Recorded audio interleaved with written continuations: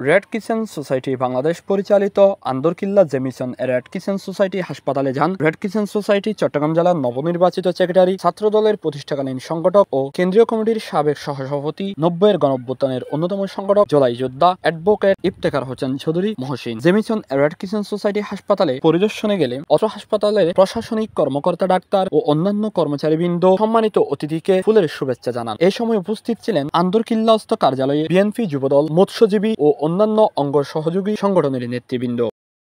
আন্দরকিল্লাত নেতৃবৃন্দরা নবনির্বাচিত সম্মানিত সেক্রেটারি মহোদয়কে তারা ফুলের শুভেচ্ছা জানান। হাসপাতাল পরিদর্শনকালে হাসপাতালের দায়িত্বরত সেবা প্রদানকারী ইউনিটের কর্মকর্তা ও কর্মচারীবৃন্দের সাথে সেবা বিষয়ে খোঁজখবর নেন। হাসপাতালে চিকিৎসা নিতে আসা রোগী ও রোগীর সাথে আসা স্বজনদের কাছ থেকেও সেবা সম্পর্কে তথ্য নেন এবং তিনি তাদের সাথে কথা বলেন। কোনো অভিযোগ থাকলে তাকে সরাসরি বলতে বলেন। এ সময় উপস্থিত পরিদর্শনকালে সাথে ছিলেন সাবেক ছাত্রনেতা ও বিএনপি নেতা মোহাম্মদ আবু হেনা চৌধুরী, দক্ষিণ জেলা যুবদলের যুগ্ম সম্পাদক দৌলত আকবর চৌধুরী, জেলা যুবদলের বন ও পরিবেশ বিষয়ক সম্পাদক সারোয়ার কামাল, সাবেক ছাত্রনেতা নুরুল মোস্তদা, চট্টগ্রাম দক্ষিণ জেলার মৎস্যজীবী দলের যুগ্ম আহ্বায়ক, বাঁশখালী থানার আহ্বায়ক মাস্টার মোহাম্মদ ইউনুস, সাবেক ছাত্রনেতা বাঁশখালী উপজেলা যুবদল নেতা আবু তাহের, দক্ষিণ জেলা ছাত্রদলের আহ্বায়ক কমিটির সদস্য সমাজকর্মী নাজামুদ্দিন, সরকারি মহসিন কলেজ ছাত্রদলের সাবেক যুগ্ম আহ্বায়ক হাসান মোহাম্মদ জুনাইর রাসেল, ছাত্রদল নেতা আবু তারেক, মহিউদ্দিন সোহেল, নুরুন নবী, সামাজিক সংগঠন কফিল বিন মোস্তাফা সহ নেতৃবৃন্দ।